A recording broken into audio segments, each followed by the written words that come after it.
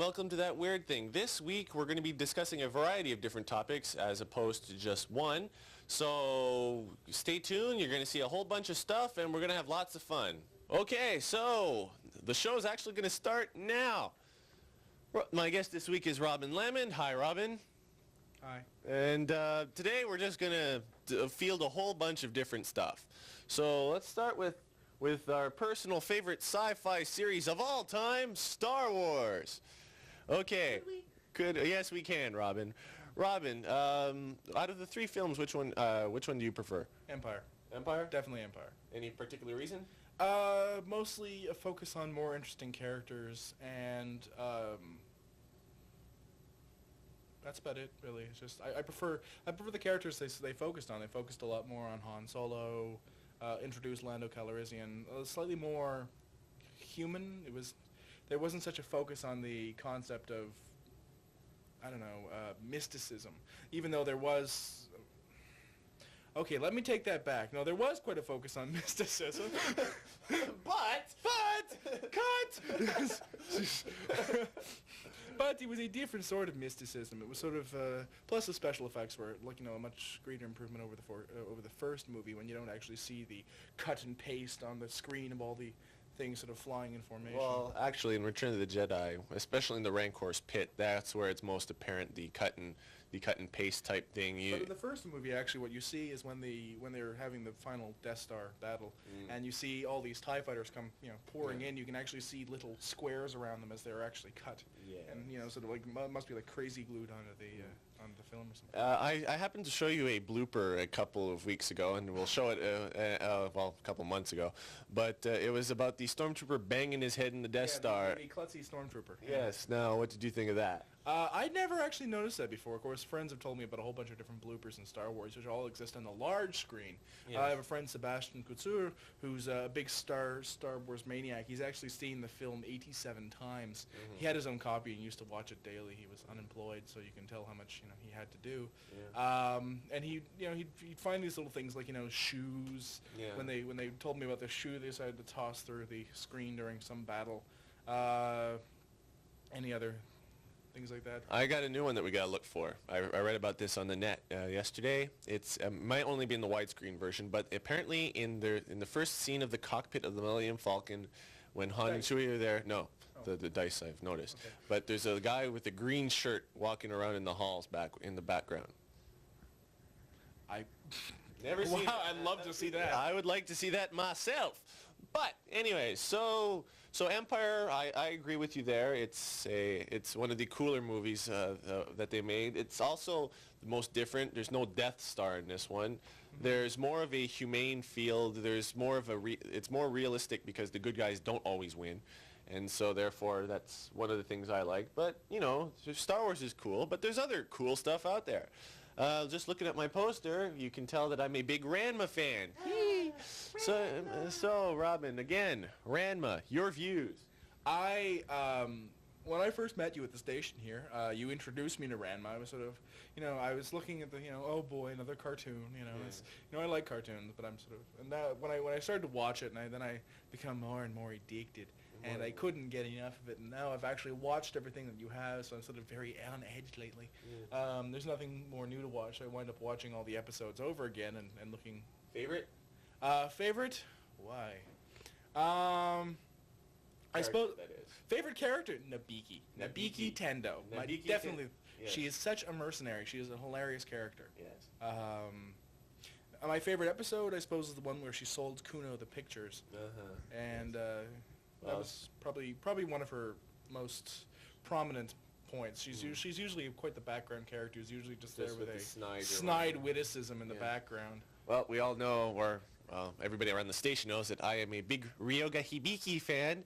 So, and he's just the coolest. There's no doubt in my mind. But anyways, we'll move on. My personal favorite movie is, episode is the episode where I happen to like the skating episodes. They're cool. Yeah, the skating episode was fun. And I especially liked. I'll tell you my real name. It's Pichon. That's right. And then he starts yelling at Ranma. You have to see it. But anyways,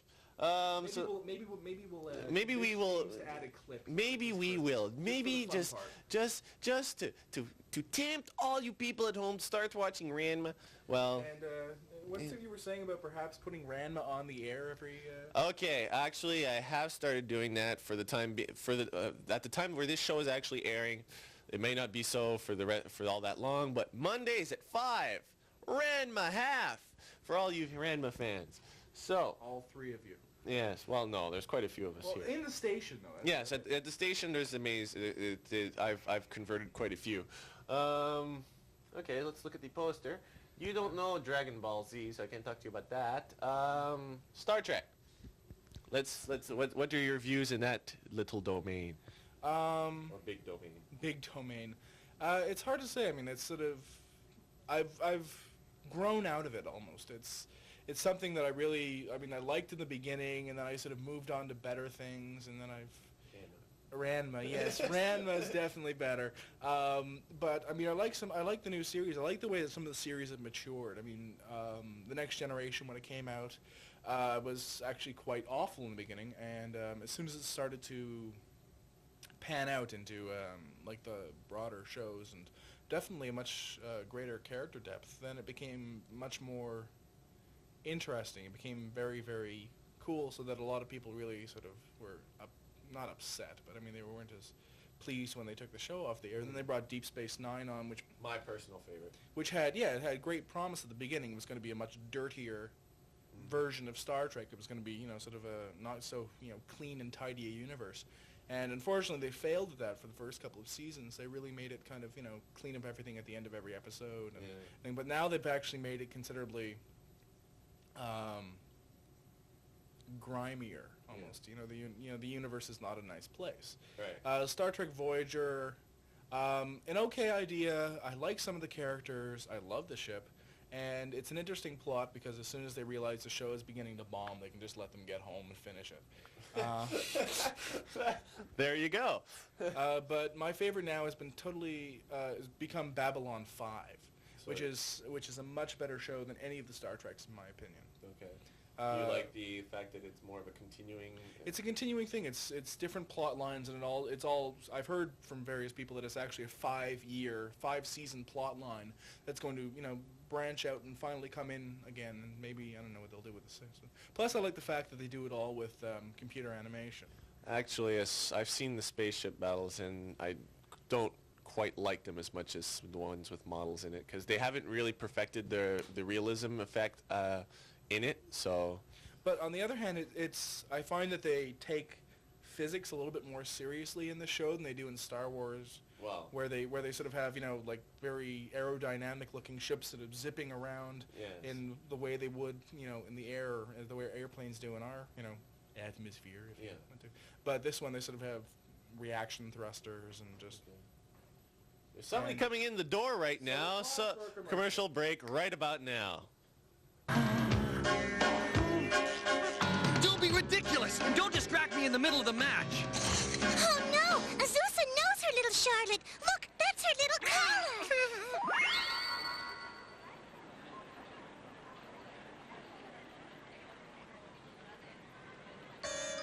There must be some sort of a horrible misunderstanding or something.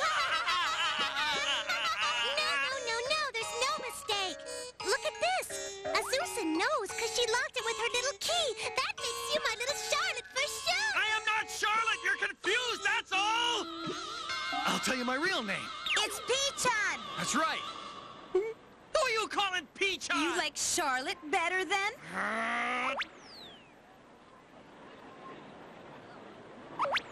Ranma? How dare you embarrass me like this? I won't allow it! You there, what are you doing to my girlfriend? I ate your girlfriend, you jerk!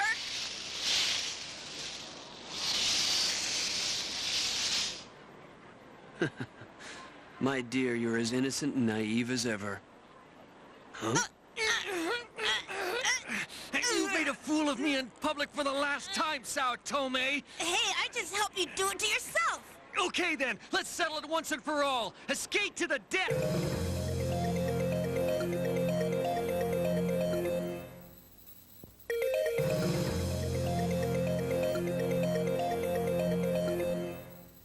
before we go on to anything else, we're going to go to this camera, and I'm going to and I'm going to say it's time for the weird feature. So this week's weird feature is about me and Robin going to the comic book convention a couple of weeks ago. Robin, you seem a bit distressed here. What did you think about the general comic book convention? Well, I'm not much of a comic book fan.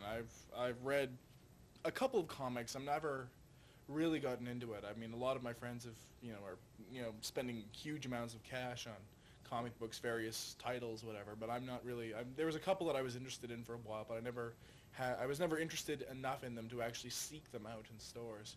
Mm-hmm. I just find them at Cheap Thrills or wherever and just buy a handful of them whenever they were there.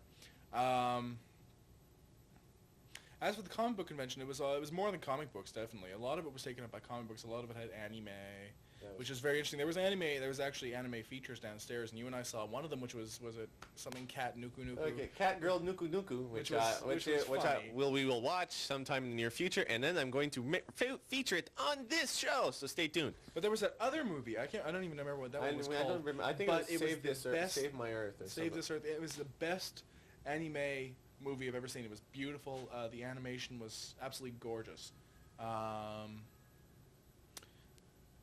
As for the convention, they had a lot of toys, which was fun. I mean, I'm glad I didn't go there with any money because I would have blown it all on various different things. I actually caved in and bought something. Yes. Though there was one guy from Boston who was making this stuff, and he'd obviously just recorded a lot of tapes and was selling them illegally. Yes, illegally. And it was a lot of illegal. And he was just creating passes, and he had these little plastic passes, which Death Star boarding pass or Babylon 5 or whatever, and all of it was obviously not licensed. Right. So actually, his address is whatever in Boston. He is a very bad person.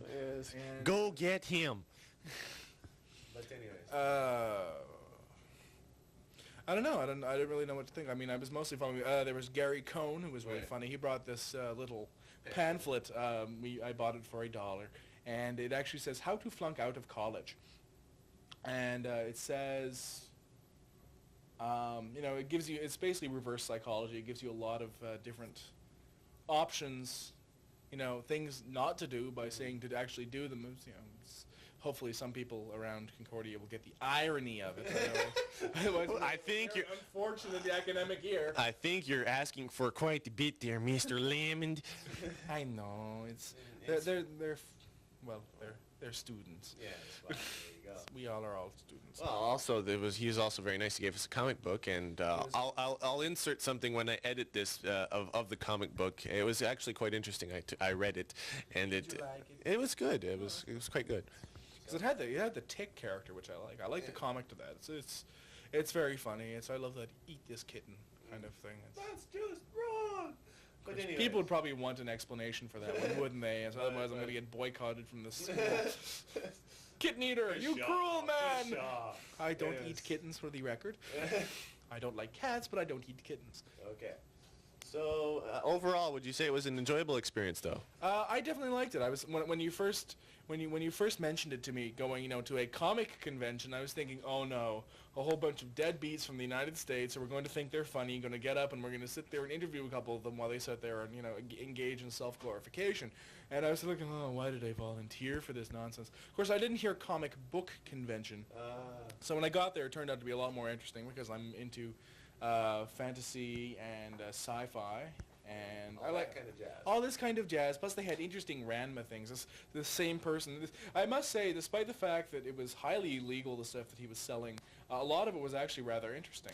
They had stuff from the Aliens movie where they had they had a picture of the rifle that they had in the second movie, and peace through superior firepower, which I really loved.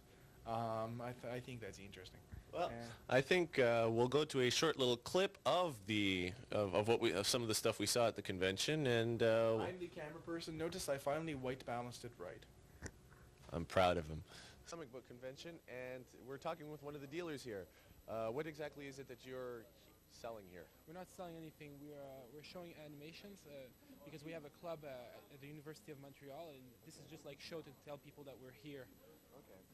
Well, we're promoting our new book, Awakening Half Number, and our Soul Slayer or Ashcan. And this is, I'm assuming it's an independent production? The name of the company is called Void Comics. Are you from the Montreal area? Yeah.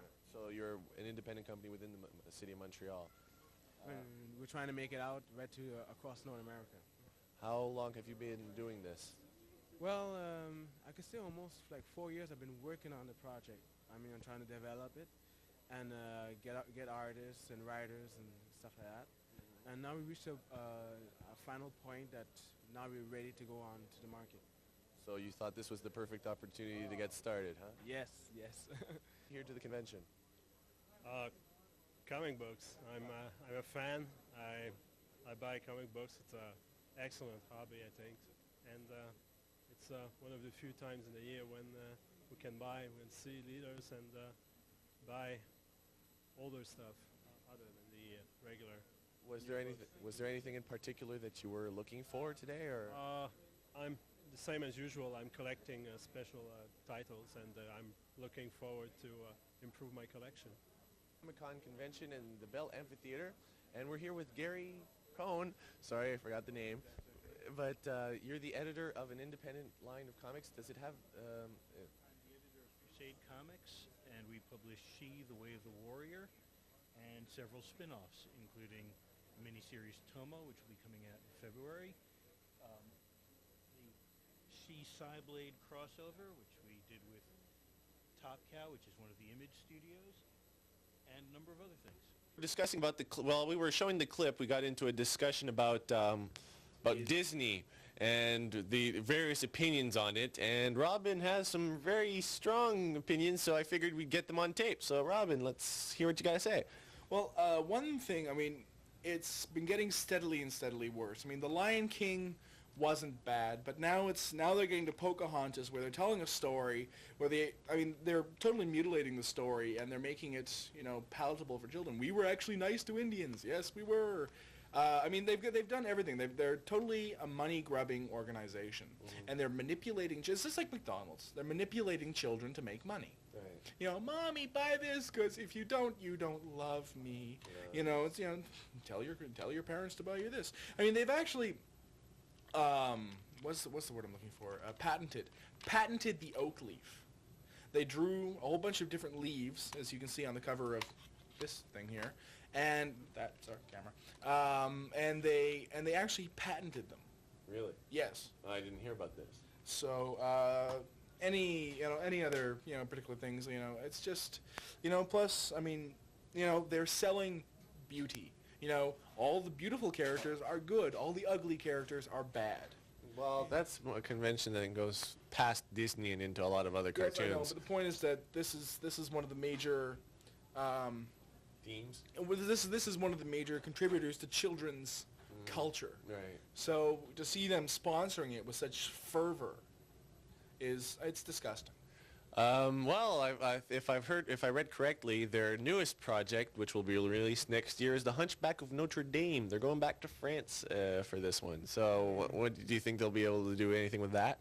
I don't know. They'll probably get some star caliber person to do various voices and just do lovely computer animation. And I mean, I have to admit, the animation is beautiful. I mean, Disney does lovely animation. For all my qualms with their morals, yeah. I think they do wonderful work. Right. But, I don't agree with their, the morality they're teaching children.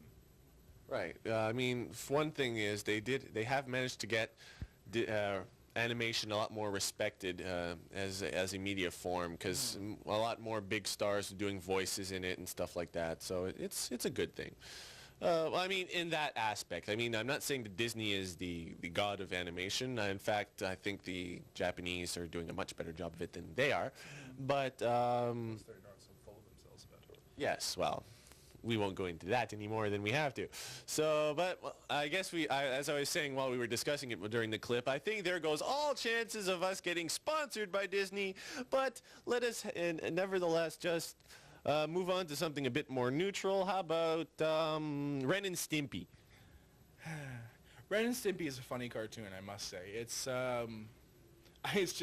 silly. Yes. It's one of those things, you know, like various different, you know, American movies that are coming out nowadays. You can enjoy yourself if you take your brain, put it on the side, and watch it. You know, it's because you know that you won't be permanently damaged, or you know, if you have any concept of taste, well, you know, maybe you might not enjoy it so much. Right. You know, it's really funny, and I mean, there's no politics involved, and that's kind of refreshing now. Right. I mean, a lot of cartoons, at least. At least, like, you know, like I said, the Disney, if you watch the Disney daily cartoons, you know, you'll see a lot of politics involved, you know. Also with cartoons in the newspapers, the comic strips, it's all political. So when you see something like Ren and Stimpy, which is purely, you know, physical gags and just, you know, bizarre humor, right. It's refreshing. It's nice to see something that's no longer thought out as much. I mean, like, you know, it's significantly thought out for the, you know, for the entertainment value, but it's not, you know, I don't think John Quick-Falushi, is it? I can't remember his name. I didn't write it on my hand, unfortunately, so. Phil ain't here. Phil ain't here now. But I don't think I don't think he really thought out any political repercussions for us. I think he just thought that he was going to do something that he would enjoy, and he think that other people would enjoy. It's just pure humor value. Added with a little bit of gross gags. A little bit of gross, yeah, but it's all animation, you know. Yeah. It's nothing, you know. That's one of the things I've always said about cartoons. You know, there's a lot people complain about sexism or all kinds of stuff, or there's too much violence, but I tend to take it a little less seriously when it's in animated form. Not that that's necessarily right, but I find a little cartoon being killed is not as traumatizing as seeing a real human being being killed. But that's just my personal view.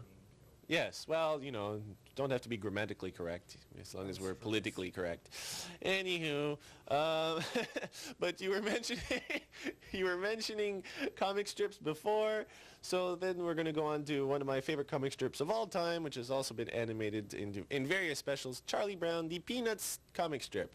And so, what you guys say? I don't really have much of an opinion on Peanuts. I mean, it's fun. It's a funny, you know, they occasionally have funny stuff. Occasionally they're just sort of rehashing old themes, like just taking the Snoopy jumping into his food bowl, or the Charlie Brown trying to kick the football, or you know, Marcy calling Maddie sir. You know, it's taking the same themes over and over again and playing different word plays for the same joke. Right. Which, you know, I mean, there's occasionally when there have been many times when I've actually, like, you know, laughed out loud. I think especially in the earlier stuff, yeah. But one of the things I've always admired about Charles Schulz is that he's been going on for 45 years now. And this is the 45th anniversary of Peanuts this year. And still, he draws all the strips himself.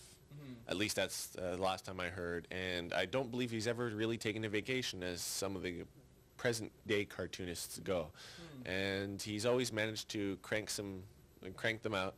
And quite interestingly enough, A Charlie Brown Christmas, the first one ever done, he wrote the script for it, but he was pretty much pressured, and he wasn't impressed with it at all. But it turned out to be a classic. So, but that's just my humble opinion. One of the things that unfortunately has changed with it is that they, in a couple of recent specials, they actually gave the teachers the voices, the adults' voices, which was very disappointing because it took away from the symbolism, I suppose, of children not actually understanding what adults say all the time. You know, they'll say something, but, you know, usually just, you know, one ear out the other or over their head completely. Well, one of the things I do believe about the cartoons is that the Peanuts comic strip is now being run by Charles Schulz. The Peanuts cartoons are being run by the United Feature Syndicate. And more money-grubbing bastards. Yes, well, but they do own the copyright on my favorite, but so I can't really totally diss them, but bastards. He can. But seriously though, I've seen a lot of continuity errors in recent specials and stuff like that. So, but it's still Peanuts, and it's good stuff. I mean, it's good, and it's, you know, it's also non-political. You know, yeah. Well, actually, a lot of his stuff has a message that you have to look into it. He is a very deeply religious man, and often you'll see that creep into some of his work. Especially with Linus, who was Linus is a religious character, not a religious character, but he was a young biblical scholar, and he would use that as occasional lines. You see, we could go on about Peanuts for such a long time, but it's time for a commercial break right about now. So yes, I figure we'll throw it in now, and then we have the rest of the show to just blabber on uncontrollably. So cue them damn PSAs.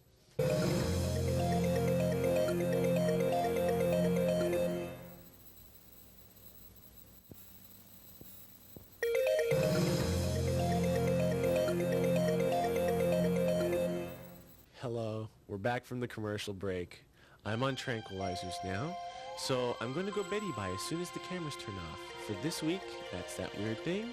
I'd like to thank Robin for coming on the show. Robin. He's not on tranquilizers. And, well, anyways, until next week, have a good week. Or whenever the next show is on.